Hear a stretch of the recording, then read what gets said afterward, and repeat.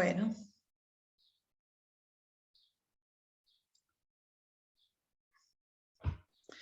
Bueno, vamos viendo, y después me gustaría que ustedes, obviamente, intervengan todo lo que puedan y quieran, porque cuando leemos el primer peronismo, vamos a ver, bueno, un contexto histórico totalmente distinto y epocal, pero vamos a ver algunas cuestiones que nos van a traer a la actualidad, ¿no? Y es interesante este pasaje que vayamos haciendo así conceptualmente, porque son vamos a ver cómo resuena esta marca del peronismo en la actualidad.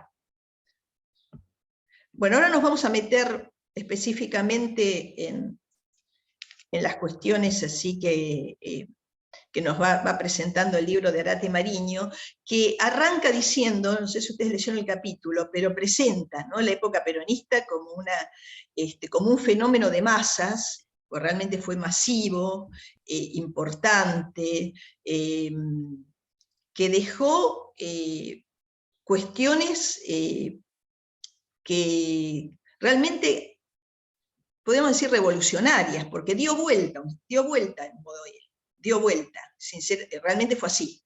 Y eso, por supuesto, genera grandes amores y grandes odios. Tocar cuestiones de status quo nunca es gratuito para un movimiento quien lo ejerce. Bueno.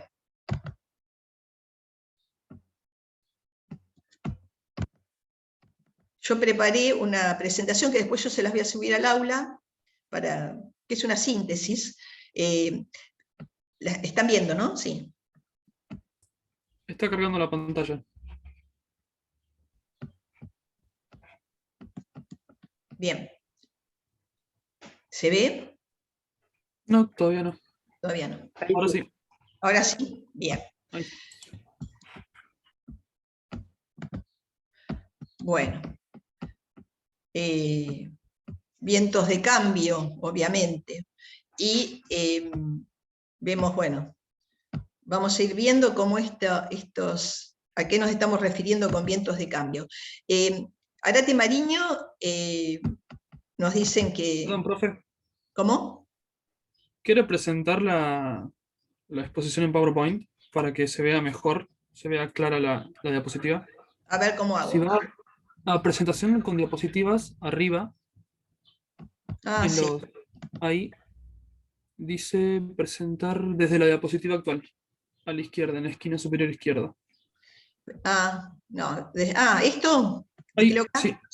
Qué genio. Bueno, aprendí una Y cosa con un nueva. clic, ahí va pasando las diapositivas o con las flechas.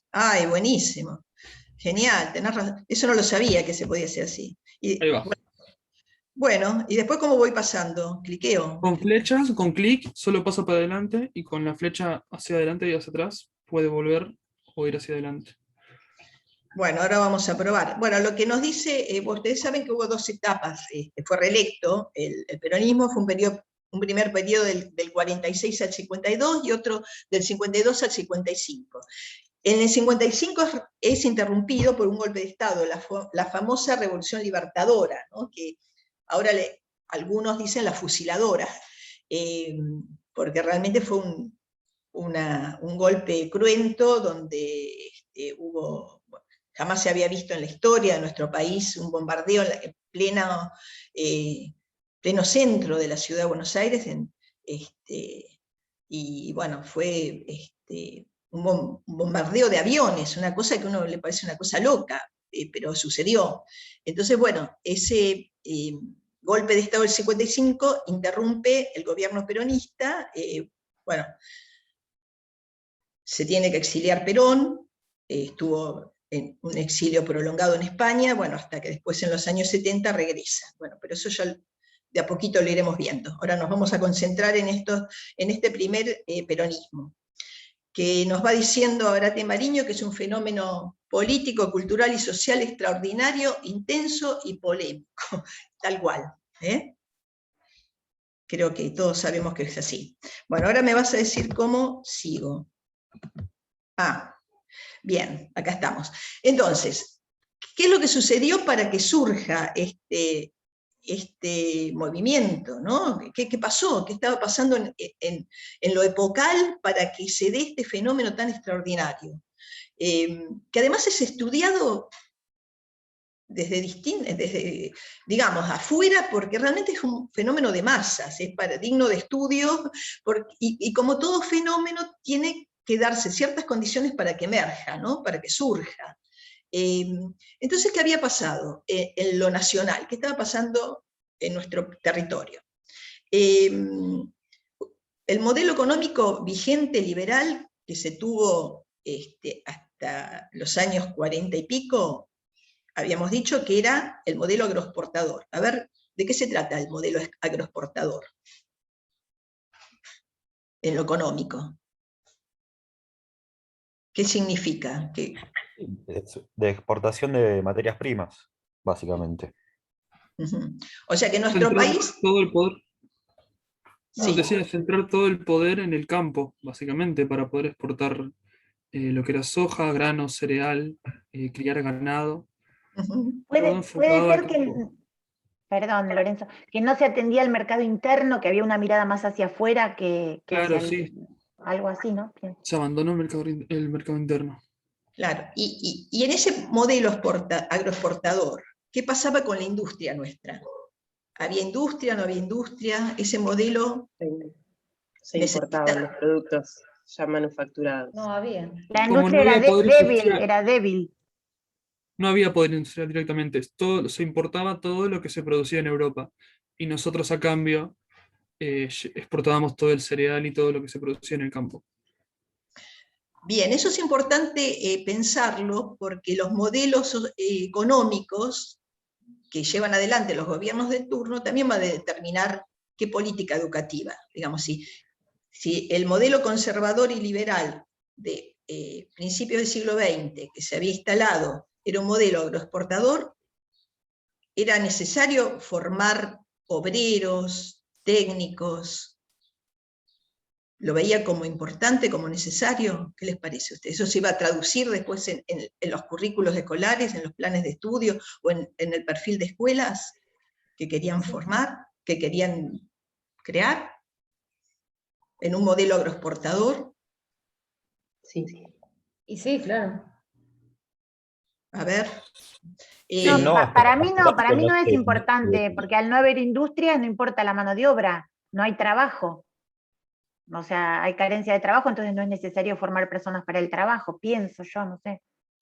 En realidad no les interesaba, porque en realidad no había fábricas. Digamos, es como decía Lorenzo, las materias primas, digamos, en la división del trabajo a nivel internacional, nuestro país, igual que otros países de América Latina, el rol era enviar materia prima hacia afuera. Es la famosa, la vuelta, por ejemplo, nuestras ovejas del sur. ¿A quién proveían lana? Mandábamos la lana, digamos. En el sur había muchísimas ovejas. Esas ovejas se las esquilaba. Esos kilos de lana, ¿a dónde iban? ¿Quedaban en nuestro país para industrializarlo y hacer suéter o abrigos? ¿O a dónde iban en ese modelo agroexportador? Todo se mandó a Europa. Iban a Europa y en especial a Inglaterra. Iban a Inglaterra, donde había una gran estructura industrial, y ahí se manufacturaba, se industrializaba, y luego nosotros lo comprábamos acá, ¿no? O otros países, digamos. Fíjense la vuelta, ¿no? Y el valor ese agregado del trabajo y demás que le da más valor a los productos quedaba fuera. Y luego nosotros lo comprábamos otra vez, ¿no? Pero la materia prima la mandábamos nosotros. Entonces, en ese modelo de país no se necesitaba formar técnicos, porque no había fábricas. Quizás la tecnificación que hacía falta en algún punto era suplida con la inmigración. La inmigración, básicamente, ¿a dónde iba a trabajar en las fines del siglo XIX y principios del XX? A ver, pensemos, ¿en qué se empleaba esa mano de obra? Al no haber fábricas.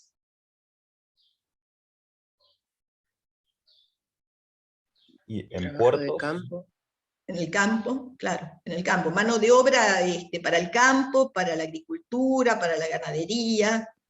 Pero en realidad en ese modelo agroexportador no estaba pensado en lo industrial, ¿no? Esto para ir pensando en ese clima anterior al peronismo, ese modelo social y económico que estaba instalado, que no pensaba escuelas para formar mano de obra industrial, sino teníamos, ¿se acuerdan? Las escuelas pensadas para la clase dirigente, que eran las secundarias, porque, digamos, los sectores pudientes eran los que iban a ocupar los lugares dirigenciales, ¿no? Políticos, administrativos. Ahora, el resto del pueblo había que formarlo, se lo alfabetizaba, eso sí, como lo vimos, ¿no?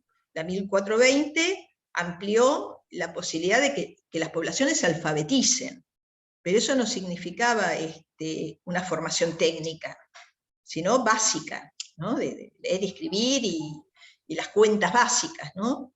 Y había una gran deserción también en lo educativo antes de Perón. Bien. ¿Y por qué suponen ustedes que había una gran deserción? Eso es verdad, y está bien lo que vos vas diciendo. ¿Qué pasaba con esas poblaciones que por ahí había intención de incluirlas para que se alfabeticen, pero después no terminaban la escuela? ¿Qué sucedía con esa sociedad? Toda la familia tenía que ir a trabajar al campo, básicamente. Claro. No importaba la alfabetización si no había un plato que poner en la mesa. Básicamente los chicos tenían que educarse de jóvenes para ser granjeros. Tal cual, es lo que sucede cuando las cuestiones económicas no están cubiertas. Hoy poco podemos hacer la misma lectura, ¿no? Después vamos a ver cómo el ingreso a la secundaria no significa que egrese la misma cantidad de chicos de adolescentes que ingresan, ¿no? Vamos viendo cómo el deterioro económico hace que los chicos vayan desertando, que no terminen su escuela. Entonces sucedía esto, ingresaban, sí, pero no terminaban, y además tenían, como dice Lorenzo, ir a trabajar al campo. Ese era el mapa, digamos, económico y social, una población analfabeta, empobrecida, sí, que iba ingresando a la escuela, es verdad, iban entrando a la primaria, pero no había grandes saltos en lo social, de ascenso social. Elías dice, tampoco había una exigencia por parte del mercado laboral que requiera saber leer y escribir. Claro, no era necesario, básicamente, no se les pedía habilidad en lectura y escritura. Bien, porque además pensemos que para trabajar en el campo no se necesitaba demasiada, digamos, estar alfabetizado. Digamos, las poblaciones acceden a la educación o buscan la educación cuando también sienten la necesidad. Pensemos que son poblaciones totalmente distintas a las que hoy conocemos.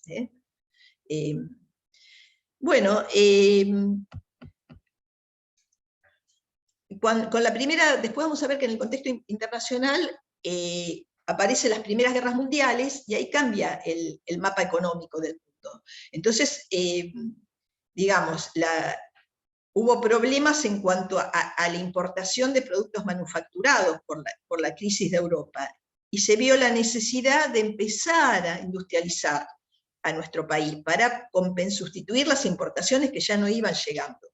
Eso también es otro fenómeno que se va dando.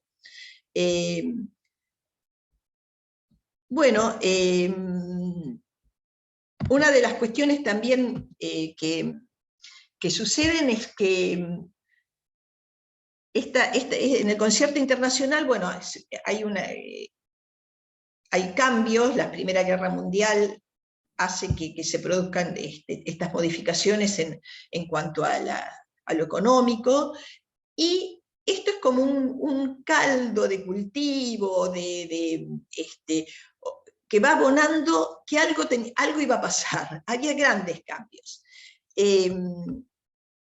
Aparece el Estado peronista como un gran transformador de estas cuestiones. Ahora lo vamos a ver y el peronismo va a hacer que aparezcan otros actores políticos. muy diferentes a los que se conocía anteriormente. Yo quiero ver algo que me parece que me salté. Esto del contexto internacional que yo les decía, también hay una crisis del capital en Nueva York. Todas estas cuestiones internacionales afectan, como sabemos, lo nacional. Bueno, esta flechita. En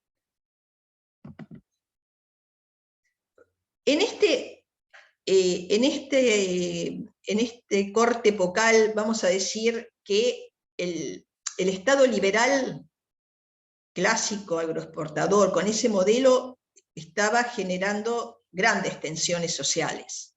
Digamos, no es que hubiera, ¿qué pasó?, conformidad social en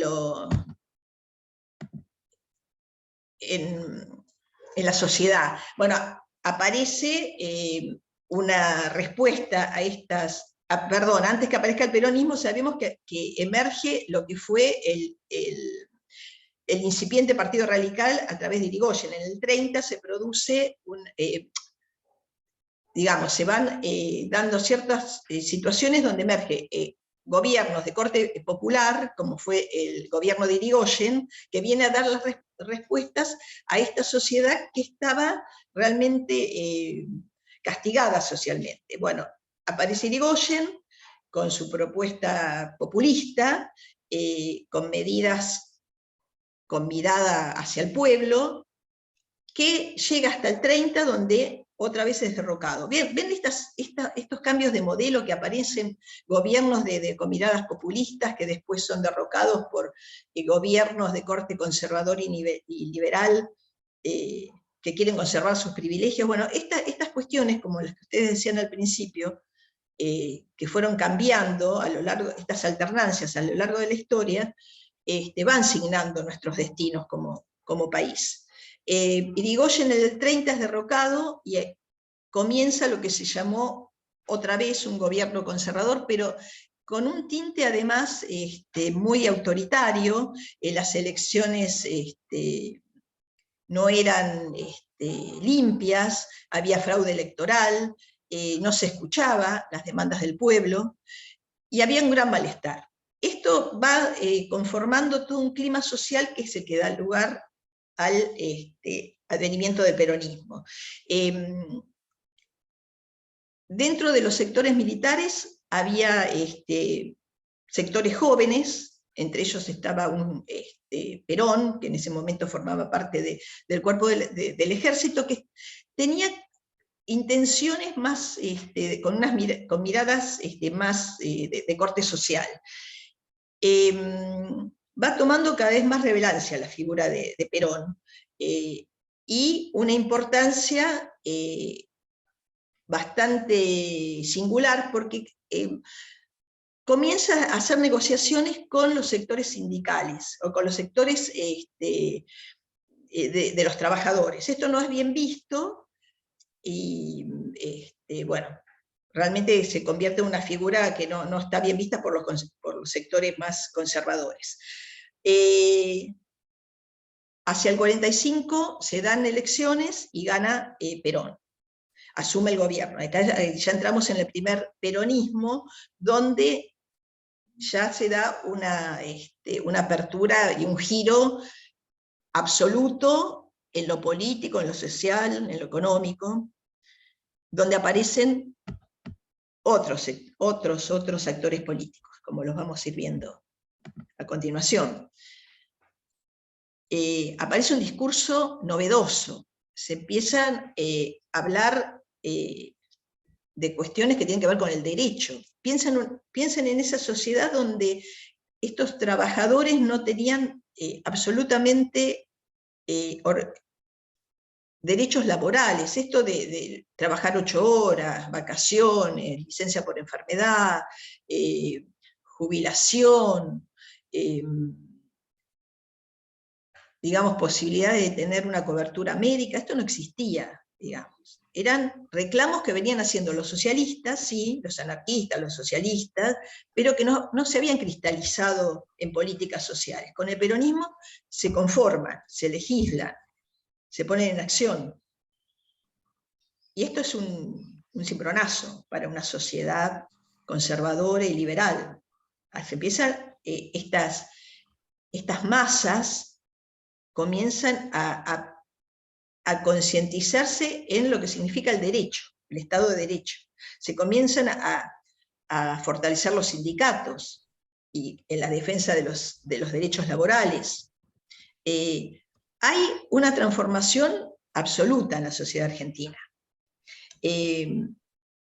Comienzan a organizarse también, un proyecto también de organización política, se empiezan a organizar las unidades básicas, que eran especies de, digamos, espacios de formación política, que estaban en distintos barrios, porque el peronismo también lo pensó en forma integral, no solamente los cambios sociales y los cambios en distintas áreas, sino también en la formación política. Por eso las unidades básicas fueron espacios de formación política.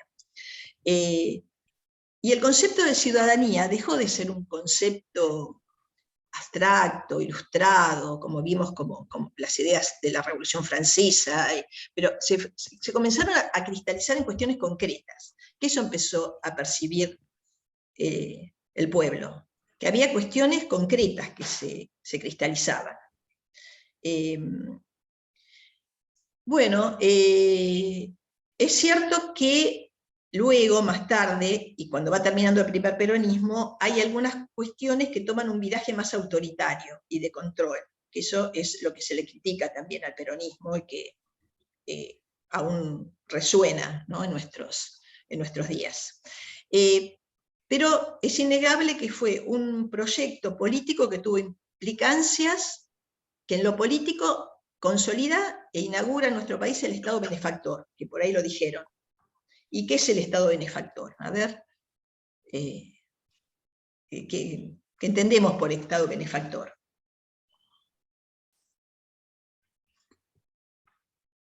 Donde el Estado empieza a tener un rol más activo, deja de ser como un simple espectador, como para tomar una actuación real y concreta en pos de los derechos de las necesidades básicas y derechos del pueblo. Bien, es justamente eso, ¿sí? Un Estado que está presente, que regula. Siempre hay que regular, digamos, la avidez de los grupos de poder. Es un Estado que regula, un Estado que está atento a las necesidades del pueblo, necesidades de salud, de vivienda, de educación, un Estado fuerte. Ese sería básicamente, o simplificando, lo que es un Estado benefactor, ¿no? Un Estado que a veces en los discursos liberales es demonizado, ¿no? Como que la culpa del deterioro económico de un país puede estar dada por que el Estado es demasiado pesado, o que se ocupa demasiado de las cuestiones sociales, y que hay que como achicar el Estado, ¿no? Son discursos que siempre van apareciendo, ¿no? Cuando van en estas oscilaciones de modelo de país. Ustedes lo habrán escuchado. Sí, el famoso Estado paternalista. El Estado paternalista, ¿no? Porque es importante esto de las palabras, cómo se titulan las ideas, ¿no? Cuando hablan de Estado paternalista no es ingenuo. Es decir, bueno, es un Estado papá que no nos deja crecer, algunos le dicen el Estado bobo, un Estado, bueno, comenzar a demonizar ese Estado, pero en realidad siempre hay otros intereses enmascarados, ¿no? Entonces es importante que vayamos como pensando estas cuestiones y cómo se nombra el populismo, cómo se lo nombra al Estado, cómo se lo nombra a los movimientos sociales, a los movimientos sindicales, ¿no? Con qué connotación. Pero volviendo Sí, a ver. Además hay que tener en cuenta que muchos de los que hablan demonizando al Estado, digamos, paternalista, como le quieran llamar, son los mismos que fueron a la educación pública, que se atendieron en la salud pública. Entonces se quejan y a su vez recibieron todos los beneficios de eso, y muchas veces se lo dan a los hijos, porque cuando tienen un problema en la calle van al hospital. Es un tema que es importante sí pensarlo, ¿no? Y qué es lo que enmascara los discursos demonizan al Estado, ¿sí? Digamos, hay cuestiones básicas que el Estado debe atender, ¿no? Si estamos pensando en un Estado con una mirada humanista, digamos, la salud del pueblo, la educación del pueblo, bueno, por supuesto, todo lo que significa la protección legal, son cuestiones que tienen que ser de acceso a los sectores populares, ¿no? Por eso es importante estar atento a esto, y qué es lo que se dice con respecto al Estado. Y volviendo al 45, vemos que el Estado benefactor, que esto no pasaba solamente en nuestro país, porque también pensemos que estaba pasando en otros lugares del mundo, el auge del Estado benefactor, ¿no? Son como avances sociales de la humanidad. Digamos, la conquista de derechos laborales tiene que ver con los derechos humanos, ¿no? Y con una evolución de la sociedad, que en algún momento evolucionó hacia el respeto a los derechos humanos. Los derechos laborales también se estaban haciendo carne en otros lugares del mundo. Bueno, ¿qué significaba un Estado benefactor? Que se ocupe de legislar los temas laborales, los despidos, la creación de tribunales de trabajo que regulen, ¿no? Digamos, que los empresarios, los patrones no cometan abusos. Todas estas son cuestiones que eran necesarias, porque fíjense que se venía de una sociedad donde era el patrón, digamos, el que determinaba la vida de sus empleados. Este concepto de patrón de estancia, que a veces se trae como imagen, ¿no? Muy de ese estado anterior al Estado benefactor, y que todavía tenemos ecos, ¿no? Obviamente. A mí que me gusta mucho el cine, hay una película que está en Netflix, que si la quieren ver, se llama Patrón, que está, bueno, es una película actual, pero de alguna manera la palabra significa eso, ¿no? Es un patrón de una carnicería y que digamos, es el dueño de la vida de su empleado. Y además es interesante porque fue un caso real que se estudia en derecho, porque tiene que ver con los derechos laborales. Así que al que le gusta el cine, fíjense, se llama Patrón, es una película argentina. Y también creo que está bueno para pensar el tema de este concepto de patrón en contraposición con el concepto de derecho, ¿no? De derechos. Bueno, esto es lo político. ¿Qué decimos en lo cultural? Se empiezan a interpretar al pueblo de otra manera. Se lo empieza a ver como un sujeto social, sobre todo los que vienen de las clases populares. Se los nombra como ciudadanos, como protagonistas de la historia, como personas con derechos. Y también esto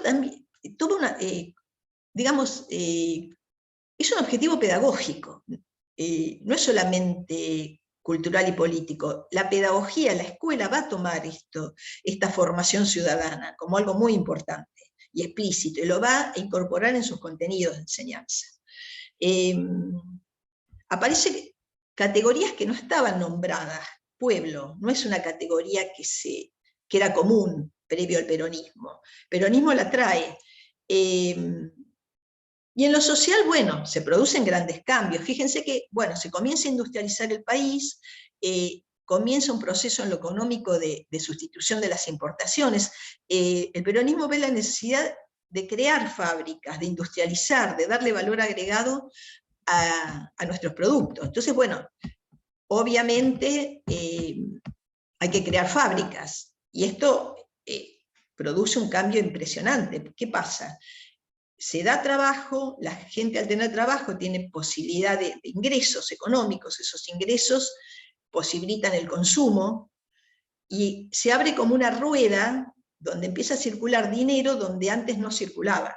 Esta es la famosa distribución del dinero, ¿no? No queda concentrada en unos pocos, sino que comienza a circular en la sociedad.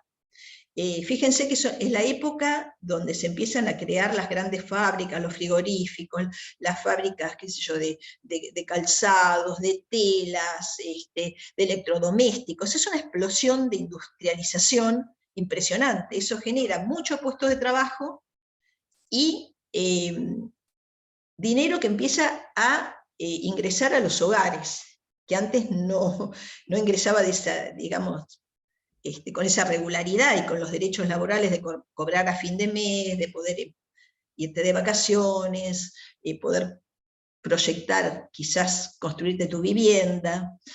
Entonces, bueno, hay acceso al consumo, y esto produce un ascenso social también. Esto es muy importante. Y fíjense que también es una época donde aparece la radio como medio de comunicación, ¿no? Las radios son el entretenimiento de la época. Bueno, el gobierno peronista también utiliza la radio como un medio propagandístico, ¿no? de comunicación. Bueno, bueno, y en lo educativo, ahora cuando nos volvamos a reunir, porque se va a cortar en un ratito, vamos a meternos directamente y en específico en el campo educativo, lo que sucedió y cuáles fueron las grandes reformas.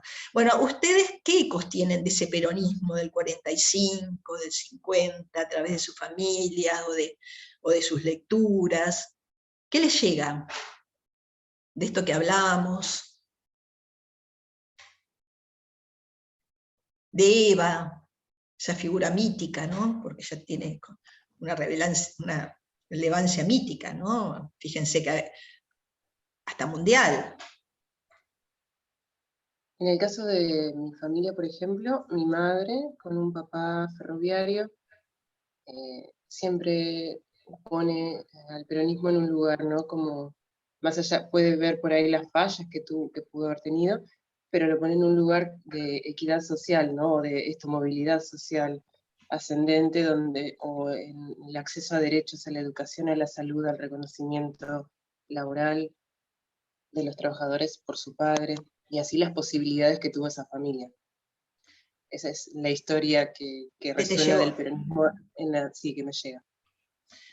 Y después yo creo que estamos hoy parados, y hoy cuando decimos, por ejemplo, hablamos de los gobiernos más actuales, es diferente al peronismo, o sea, al peronismo de Perón. Porque yo tengo otra visión, cada vez que hablan de peronismo, yo siento que en realidad pues, tal vez haya que cambiar de palabra, que los gobiernos actuales no son peronistas, o sea, pueden tener una base de aquel tipo de gobierno, pero es otro contexto, distinto, entonces también las posibilidades son otras, bueno, sí, posibilidades. Bien, es muy interesante lo que decís, Lucía. Además, siempre se dice que el peronismo es tan amplio como movimiento, que podemos encontrar expresiones de ultraderecha, de las más acérrimas, hasta la ultraizquierda, ¿no? Y en ese abanico de expresiones del peronismo, bueno, vamos a tener miradas muy diferentes, y bueno, de hecho hoy estamos asistiendo a un frente donde se ven también estas distintas miradas, ¿no? de los modelos adentro del mismo peronismo, ¿no? Es todo un tema para pensar y para tenerlo presente, ¿no? Y bueno, ¿alguien más? Esos ecos de este primer peronismo. Yo creo que lo más visible fue todo el tema del ascenso social. Yo tengo el caso, por ejemplo, de mis abuelos, tanto maternos como paternos, que eran muy pobres, y sin embargo sus hijos terminaron universitarios, como consecuencia justamente de todo el peronismo, ¿no? Ahora vamos a ver qué pasó con el acceso a la universidad, ¿no? De los sectores postergados también. Porque hay cuestiones que dejan marcas y dejan huellas y que abren posibilidades, ¿no? Que a veces no se los tienen como enmascarados. Bueno, la posibilidad de la universidad pública a partir de una legislación en el gobierno peronista, ¿no? Eso es interesante tenerlo presente. Y realmente todos creo que tenemos, bueno, ustedes son jóvenes, pero todos tenemos como una historia de cómo fuimos o vamos entendiendo el peronismo, ¿no?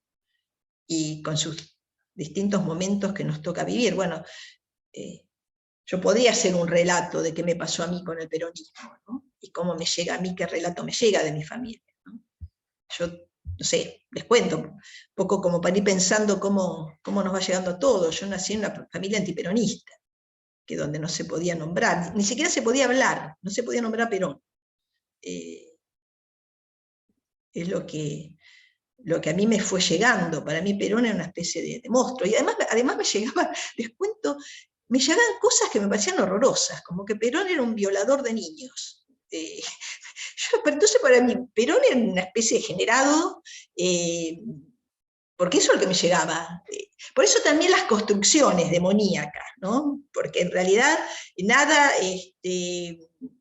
no era nada, digamos, no estaba nada fundamentado. Perón jamás fue, digamos, acusado ni condenado por violar niños, ni por abusar de las chicas de la UES, que eran las chicas de la secundaria, que también me decían eso, ¿no? Como que era un degenerado que andaba con las chicas de la secundaria, que abusaba de ellas.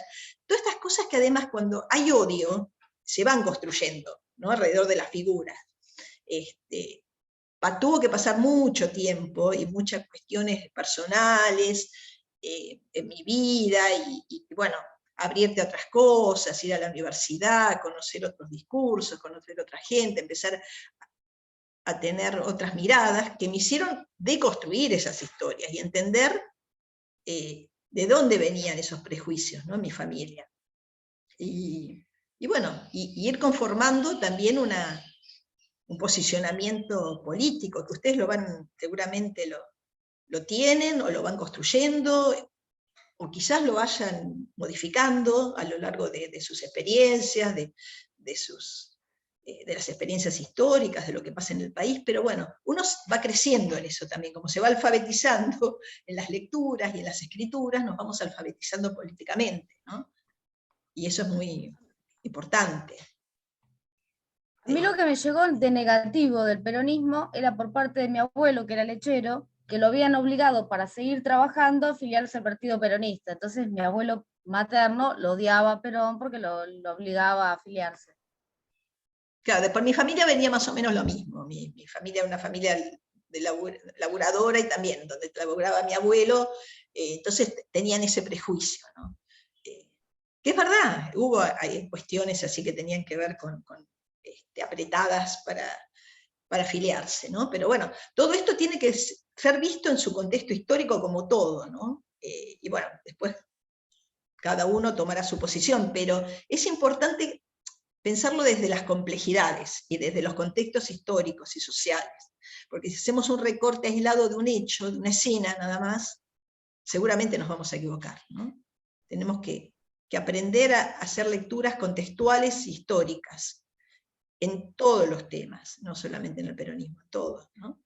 De eso se trata, porque en realidad es más fácil hacer lecturas simples, ¿no? Cerraditas, sin los atravesamientos de época. Por eso el pensamiento complejo, los discursos complejos son más inquietantes, no nos dejan en un lugar donde todo se nos cierra, ¿no? Como a veces escucho. ¿Cómo? No, que como si todo esto, yo a pesar de los años y de haber estudiado historia muchas veces, recién ahora es como que empiezo a comprender la historia, no de una manera lineal, porque siempre nos la enseñaban de una